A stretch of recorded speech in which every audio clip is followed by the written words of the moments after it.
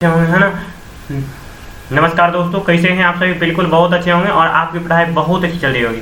चलिए चलते हैं, हम लोग डिस्कशन कर रहे हैं 1997 का टेस्ट पेपर, ठीक है। तो इसमें देखिए, हम इससे पहले 1994 का, है ना, 1994 का, 1995 का, उसके बाद 1996 का क्वेश्चन पेपर का डिस्कशन कर चुके हैं, ठीक है। आज हम लोग डिस्कशन करेंगे 1997 का टेस्ट पेपर, ठीक है। क्वेश्चन पेपर ये देखिए, ये जो क्वेश्चन है, ये क्वेश्चन है आपका लेजिस्लेटिव असेंबली से रिलेटेड। तो देखिए, देख लेते हैं क्या है। तो ये क्वेश्चन यहाँ पे मतलब पूछा जा रहा है कि in the presidential elections in India every elected members of the legislative assembly of state shall have many votes as there are multiple on of the thousands in a quotient obtained by dividing the populations of the state. The total number of elected members of the assembly as at present 1997. The expressions populations here means the populations at ascent by the। तो ये जो यहाँ पे पूछा जा रहा है कि मतलब प्रेसिडेंशियल इलेक्शन जो हुआ था इंडिया में, ठीक है, उसमें जो इलेक्टेड मेंबर्स होता है, ठीक है, वो होगा कितना? तो multiple thousands of multiple town in dividing by population of Oval और स्टेट, ठीक है। 2 से मल्टीप्लाई करने के बाद 1997 का जो इलेक्शन हुआ था उसके अकॉर्डिंग पूछा जा रहा है। तो देखिए, यहाँ पे ऑप्शन है आपको 1991 के सेंसस के अकॉर्डिंग हुआ, और 1981 के सेंसस के अकॉर्डिंग, 1971 के सेंसस के अकॉर्डिंग, उसके बाद 1961 के सेंसस के अकॉर्डिंग, ठीक है। तो इसमें देखिए, करेक्ट आंसर जो है, इसका करेक्ट आंसर है आपका ऑप्शन नंबर सी, 1971 के सेंसस के अकॉर्डिंग। अब चलिए चलते हैं नेक्स्ट क्वेश्चन।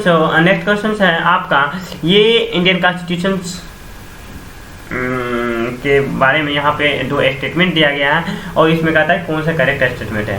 तो देखिए, यहाँ पे पूछा जा रहा है, कहता है कि which one of the following is stated the Indian constitution. कौन इंडियन कॉन्स्टिट्यूशन को स्टेट करता है? तो कहता है कि the president shall not a member of either house of parliament, ठीक है। उसका दूसरा जो स्टेटमेंट है, the parliament shell consist of the president and 2 houses, ठीक है। कहता है कि पार्लियामेंट कंसिस्ट करता है प्रेसिडेंट और 2 हाउस, ठीक है। तो यहाँ पे आपको ऑप्शन दिया गया है।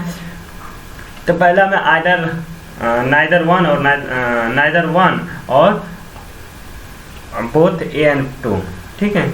उसके बाद पहला जो ऑप्शन है नाइदर 1 और नाइदर 2, दूसरा ऑप्शन है बोथ 1 एंड 2, और तीसरा जो सी ऑप्शन है आपका 1 ओनली, और डी जो ऑप्शन है 2 ओनली, ठीक है। तो चलिए चलते हैं इसका। देखिए, जैसे कि हम लोग जानते हैं, ठीक है, जब हम बात करते हैं, ठीक है, जब हम बात करते हैं पार्लियामेंट का, ठीक है, तो पार्लियामेंट का जो मेंबर की बात करते हैं, तो इसमें जो आपका मेंबर्स होता है, लोकसभा, है ना, लोकसभा, राज्यसभा और प्रेसिडेंट, ठीक है, तीनों मिला करके पार्लियामेंट के मेंबर होते हैं। यानी कि तीनों मेंबर, पार्लियामेंट के मेंबर कौन कौन होते हैं? लोकसभा के मेंबर, राज्यसभा के मेंबर और प्रेसिडेंट। ये तीनों मिला करके प्रेसिडेंट, ये तीनों मिला क्या हो जाता है? ये जो होता है आपका पार्लियामेंट का मेंबर होता है। तो यानी कि जब हम देखते हैं, ऑप्शन नंबर 1 नहीं होगा, ऑप्शन नंबर 2 में कहता है the president shall not be the member of either house of the parliament. बिल्कुल, ये जो प्रेसिडेंट की बात करते हैं, वो ना ही राज्यसभा का मेंबर होता है, ना ही लोकसभा का मेंबर होता है ना, वो डायरेक्ट क्या होता है? पार्लियामेंट का, ठीक है। जैसे ही वो देखिए, फर्स्ट वन क्या होता है ना, कि जब प्रेसिडेंट बनता है तो वो पहले लोकसभा या राज्यसभा का मेंबर होता है, लेकिन जैसे ही प्रेसिडेंट बनता है, उसको दोनों, या तो लोकसभा या राज्यसभा जिससे हो, ठीक है, उससे उसको रिजाइन देना पड़ता है, तो वो जाकर के प्रेसिडेंट बनता है। तो देखिए, 1 नंबर आपका क्या हो गया? करेक्ट हो गया। उसको आते करके, हाँ, पार्लियामेंट का भी मेंबर होता है कौन? प्रेसिडेंट, क्योंकि विदाउट एसेंट ऑफ, ठीक है, without consent of president there is not any bill और any law will be impose और बीइंग ए मेड, है ना, बीइंग ए मेड। तो चलिए चलते हैं। अब देखिए, अब नेक्स्ट क्वेश्चन जो है आपका ये है आपका लिस्ट से रिलेटेड, ठीक है। यहाँ पे लिस्ट दिया गया है और इसमें कहता है कि कौन सा लिस्ट किस चीज़ से रिलेटेड है। तो देखिए जल्दी देखते हैं। यहाँ पे कहता है कि match the list 1 and 2 correct answers by coding. ठीक है, तो अब देखिए यहाँ पे पहला यहाँ पे जो लिस्ट दिया है कहता है प्रेसिडेंट ऑफ इंडिया, ठीक है, 1 सेक्रेसी ऑफ इंफॉर्मेशन, उसके बाद आपका है जज ऑफ द फेथफुल,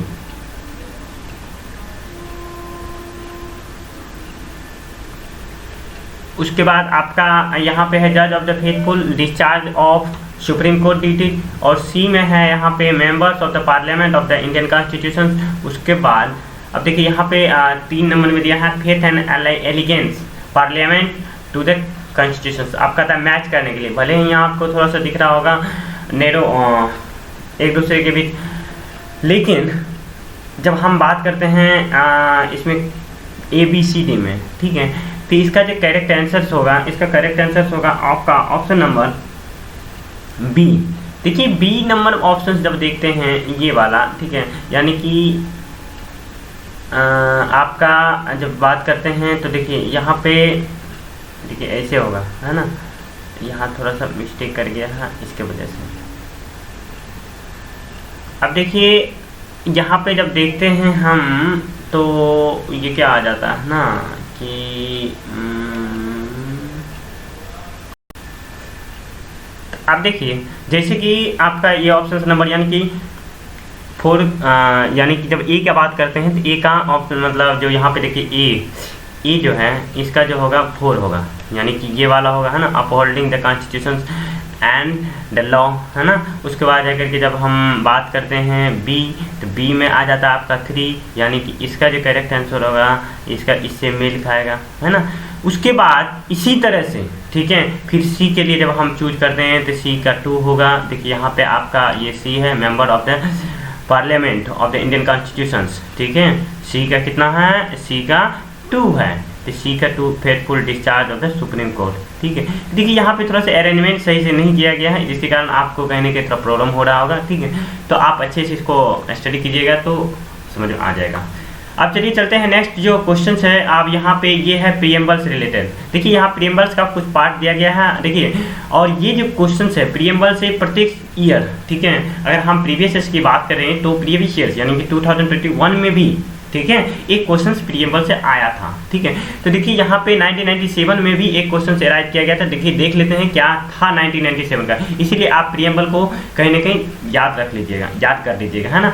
अब देखिए यहाँ पे कहता है इन द फॉलोइंग कोटेंस, ठीक है, कोटेशंस दिया गया है, कहता है कि we the people of India, है ना, having solemnly resolve to constitute India into a sovereign socialist secular democratic republic and to secure to all citizens justice, social, economic and political liberty of thought, expression, belief, faith and worship, equality of status and opportunity, and to promote among them all fraternity, assuring the dignity of the individual and unity and integrity and the nations in our Constituent Assembly.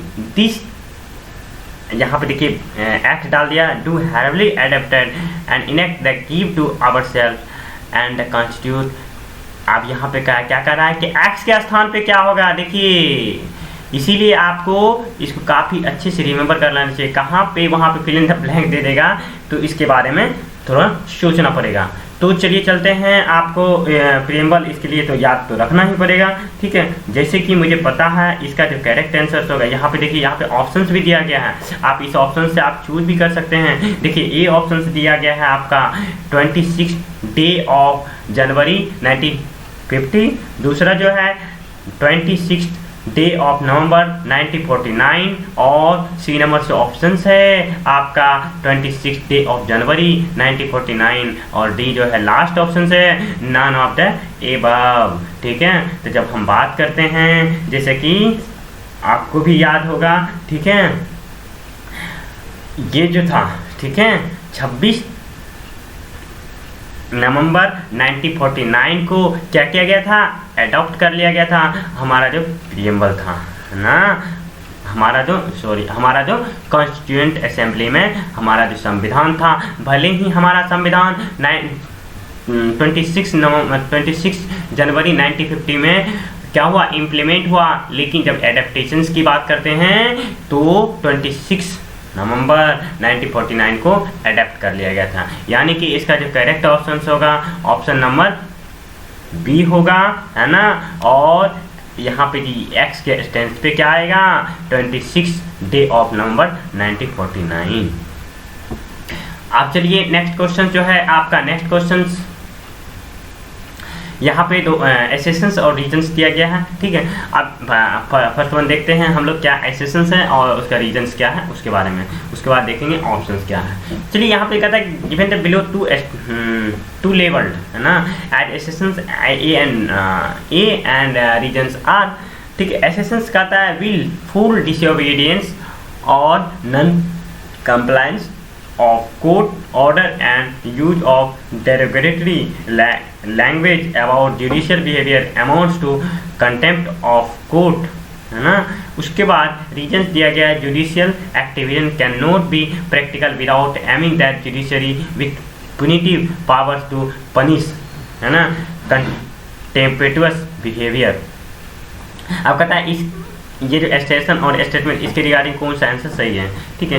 Both A and R are true, R is correct explanation of A, ठीक है।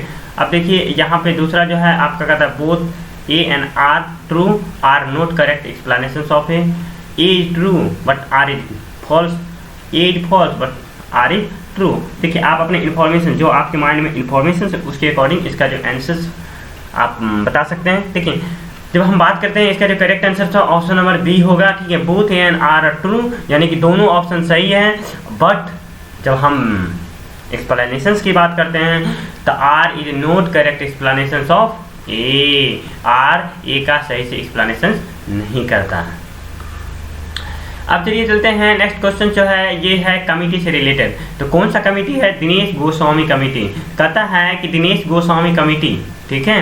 देखिए एक चीज़ याद रखिए, आप committee का नाम जरूर याद रख लीजिएगा, क्योंकि वहाँ पे कभी कभी क्वेश्चंस पूछ देता है कि कौन सा कमेटी किससे से, जैसे कि हम सरवन सिंह कमेटी की बात करते हैं फंडामेंटल ड्यूटी से रिलेटेड है। इसी तरह से सरकारिया कमीशंस किससे से रिलेटेड, सेंट्रल स्टेट रिलेशन से, ये सब चीज़ आपके लिए काफ़ी इंपॉर्टेंट है। इस तरह से यहाँ पे जैसे क्वेश्चन पूछा गया दिनेश सिंह कमेटी, ठीक है, रिकमेंडेड, दिनेश सिंह कमेटी किस चीज़ को रिकमेंडेड किया, है ना। तो यहाँ पे कहता है the constitutions of state level of election commissions list system of elections to the Lok Sabha, और डी ऑप्शन जो है government finding the parliament elections, और डी जो है यहाँ पे लास्ट ऑप्शन है, यानी कि a ban on candidate of independent candidate in the parliament elections. यानी कि आप देखिए यहाँ पे जब हम बात करते हैं दिनेश सिंह कमेटी की बात की करते हैं तो इसका जो करेक्ट आंसर होगा, इसका करेक्ट आंसर होगा option number C, government finding to parliament elections, है ना। तो ये कौन सा कमेटी दिया था, दिनेश गोस्वामी कमेटी दिया था, यानी इसका आंसर होगा ऑप्शन नंबर सी। अब चलिए चलते हैं नेक्स्ट क्वेश्चंस के तरफ। देखिए नेक्स्ट क्वेश्चन जो है ये आपका पंचशील, ठीक है, प्रिंसिपल ऑफ पंचशील। देखिए क्या क्वेश्चन का रहा है, क्या which of the following note A principle of Panchsheel, ठीक है। जब हम पंचशील की बात करते हैं, ठीक है, पंचशील समझौता आप हमें कमेंट बॉक्स में भी बता सकते हैं। इसका जो पंचशील समझौता हुआ था 1954 में हुआ था, ठीक है। अब देखिए अब यहाँ पे कहता है क्या उसका प्रिंसिपल नहीं था, नॉन एलाइनमेंट, है ना, पीसफुल को existence, mutual respect of each other, territory integrity and sovereignty, है ना। उसके बाद डी ऑप्शन है mutual non interference in each other internal affairs, ठीक है। आप बताइए यहाँ पे जो इसका जो प्रिंसिपल था ये peaceful coexistence, mutual respect of for each other, territory integrity and sovereignty, mutual non interference in each other internal affairs, ठीक है। जब पंचशील समझौता की बात करते हैं, पंचशील एग्रीमेंट की बात करते हैं तो किसके बीच हुआ था, इंडिया एंड चाइना के बीच हुआ था। तो कब हुआ था, 1954 में। उसमें जो मेन प्रिंसिपल था, ये जो आपका 3 प्रिंसिपल है, पीसफुल कोएग्जिस्टेंस रखेंगे, ठीक है, दोनों देश के बीच, यानी कि भारत और चाइना के बीच की बात हो रहा है, ठीक है। उसके बाद म्यूचुअल रिस्पेक्ट दोनों ही टेरिटरी का, और उसके बाद सोवरेनिटी का, लेकिन उसके बाद नॉन इंटरफेरेंस, हम किसी भी इंटरनल अफेयर्स में हम लोग क्या करेंगे, इंटरफेयर नहीं करेंगे, ठीक है। तो ये था उसका इंटेंशन, ये प्रिंसिपल था, लेकिन नॉन एलिमेंट का कॉन्सेप्ट उस तरह से नहीं आया था, यानी कि ऑप्शन नंबर ए होगा। अब चलिए चलते हैं नेक्स्ट जो है यहाँ पे 73rd कॉन्स्टिट्यूशनल अमेंडमेंट से रिलेटेड है, ठीक है। तो अब देखिए 73rd कॉन्स्टिट्यूशनल अमेंडमेंट की जब बात करते हैं हम, ठीक है, तो ये कह रहा है कि which one of the following is not proposed by 73rd constitutional amendment in area of Panchayati Raj, ठीक है। तो कहता है 30% seat in allow all elected rural local body will be reserve for women candidate at all levels, ठीक है। उसके बाद अब कहता है यहाँ पे दूसरा जो ऑप्शन है, the state will constitute their finance commissions to allocate resources to parliament Panchayati Raj institutions. उसके बाद सी जो है कहता है the Panchayati Raj elected functionaries, है ना, will be disqualified to hold their office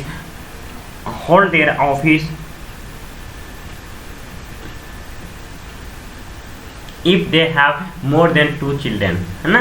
तो उसके बाद अब लास्ट ऑप्शन जो है आपका लास्ट ऑप्शन है, ये है the elections will be held in 6 month time if the Panchayati Raj bodies are suppressed और dissolve by the state government. देखिए जब 73rd कॉन्स्टिट्यूशनल अमेंडमेंट हुआ तो ये पंचायती राज, है ना, पंचायती राज को क्या किया गया, ऐड किया गया। और 74th अमेंडमेंट जब हुआ था उसमें किसको शामिल किया गया, 74th में किसको ऐड किया गया था, म्यूनिसिपैलिटीज को, है ना, म्यूनिसिपैलिटीज को ऐड किया गया था, ठीक है। तो चलिए चलते हैं, इसका जो करेक्ट आंसर होगा, इसका करेक्ट आंसर होगा नोट का बात कर रहा है, नहीं प्रपोज किया गया था, यानी कि ये सब प्रपोज किया गया था, ठीक है, ऑप्शन, लेकिन ये प्रपोज नहीं किया गया था, यानी कि ऑप्शन नंबर ये होगा आपका, ऑप्शन नंबर सी होगा, ठीक है। तो ये क्या है ऑप्शन, देखिए देख लेते हैं। कहता है Panchayati Raj elected functionary will be disqualified to hold their office if they have more than 2 children, ठीक है। तो ये चीज बताया गया था, है ना, मतलब नहीं प्रपोज किया गया था उस टाइम, ठीक है। अब चलिए नेक्स्ट क्वेश्चन जो है, नेक्स्ट क्वेश्चन है आपका प्रोपोर्शनल रिप्रेजेंटेशन से रिलेटेड। कहता है कि प्रोपोर्शनल रिप्रेजेंटेशन की बात करते हैं, ठीक है। तो कहता है not and necessary in country, ठीक है, कहाँ पे नेसेसरी नहीं होगा proportional representation, there are no reserve constitution, ठीक है। दूसरा जो है 2/3 सिस्टम है डेवलप, सी जो है the first post system prevail, और डी जो है there is a functions of president and parliamentary form of government, ठीक है।